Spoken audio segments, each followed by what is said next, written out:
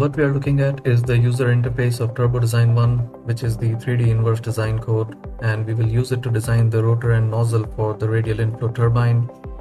So let me start by opening the rotor input file that was exported from the mainline code tdpre.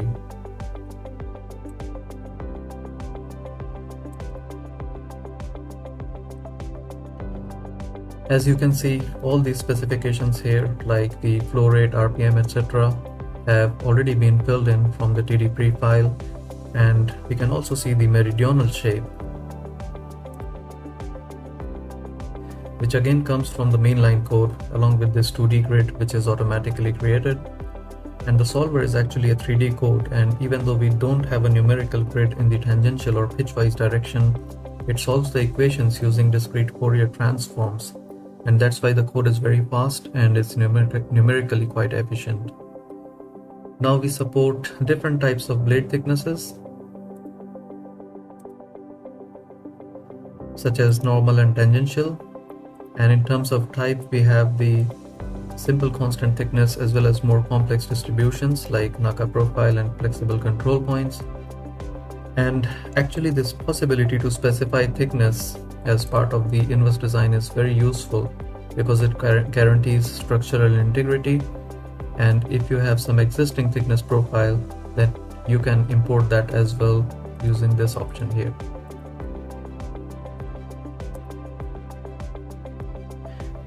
Now, blockage is something that we only use for cases with significant boundary layer blockage, such as transsonic flows, and so we can skip that for now. Then we specify some fluid dynamic inputs, which is the blade loading, and this is the most important parameter for the inverse design method.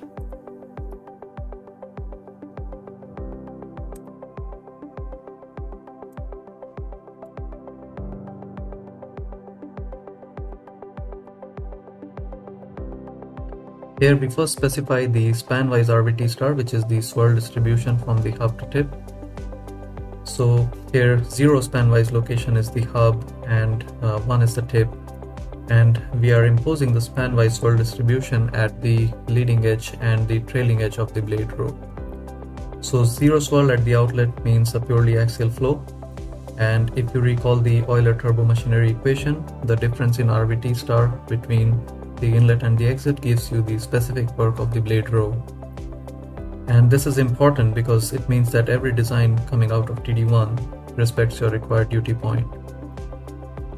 Now that the overall blade work is fixed, we need to specify how it varies from the leading edge to the trailing edge at the hub and shroud sections. And for this, we have the stream-wise blade loading, which directly controls the blade surface pressure distribution. This is basically the derivative of RVT star, and it directly relates to the pressure jump across the blade. So here we have a parabolic section from the leading edge to a point here that you can vary, a linear section between these 2 points, and from this point to the trailing edge we have another parabolic section. And the loading at this point defines the incidence at the leading edge, and at the trailing edge the loading is always 0, which satisfies the kata condition. And so with these 4 settings, you can easily parameterize the 3D blade loading for manual adjustment or for automatic optimization. And then the last important parameter is the stacking condition. And so on quasi-orthogonal at some streamwise location, which is 0 or leading edge in this case, you actually specify the variation of wrap angle from hub to tip. And in that way, you can lean the blade, and this will create a span-wise pressure force or gradient. And this is something that you can also use to additionally influence the 3D pressure field. But for now, we can continue with 0 stacking. And then we can run the first design.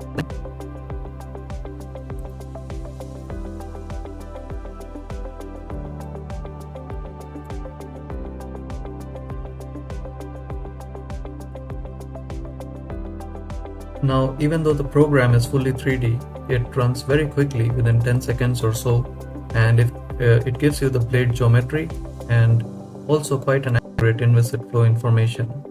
And this information is something that we can use to iterate on the design. So we can first take a look at the converged rotor geometry using this 3D plot here.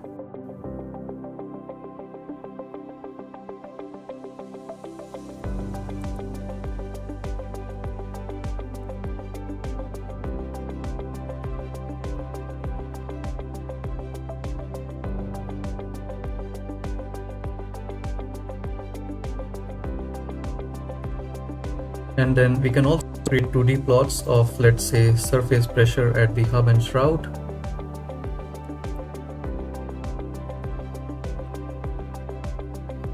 And in our experience, when we compare surface pressure from TD1 versus that from CFD, we get a very good match even though TD1 is inviscid. And that's because the viscous effects don't really impact the static pressure field, and they do distort the velocity field, but we can relate the isentropic Mach numbers and velocities to some performance parameters which we can use to explore the design space. And you can see these performance parameters here in the project manager window.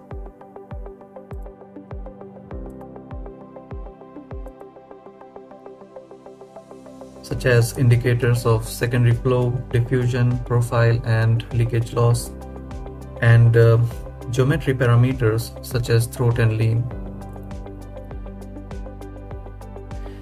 And then under this UDP section here, you can use Python scripts to develop your own specific parameters for wrap angle control, leaving kinetic energy, etc., which we can see in the project manager again.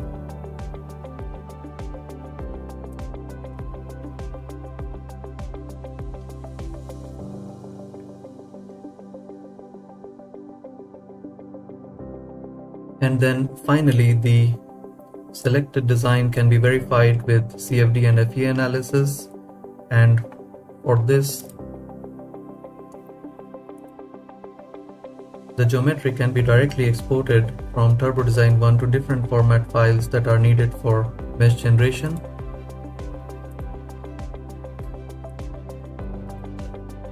Such as curve files for TurboGrid or step files for ANSYS Mechanical. And then we follow a similar process to design the nozzle vane and import the nozzle input file exported from TD-Pre in this case.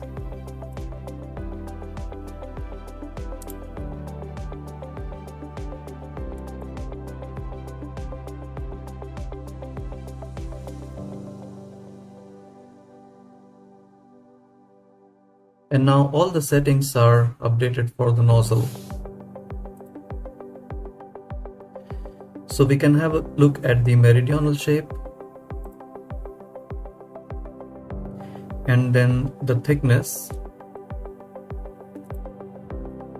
which is Naka profile distribution. And now if we come to blade loading,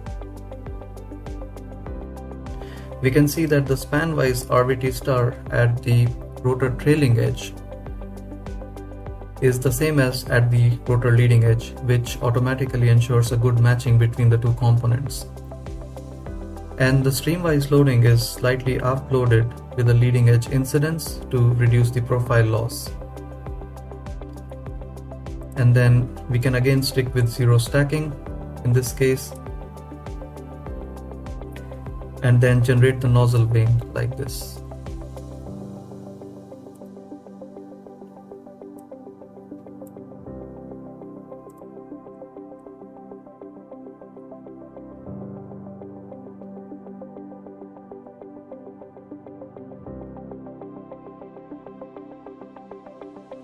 And then we can have a look at the 3D view of the nozzle together with the rotor.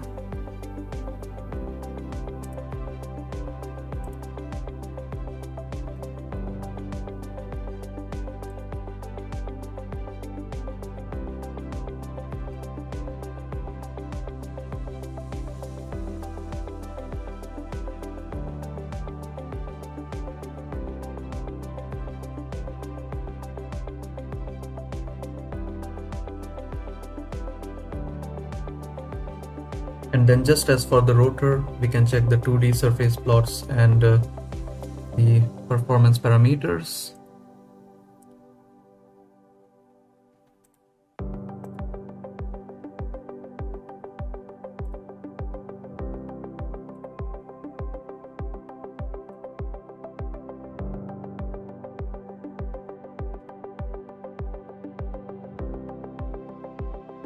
And finally export the design for CFD analysis.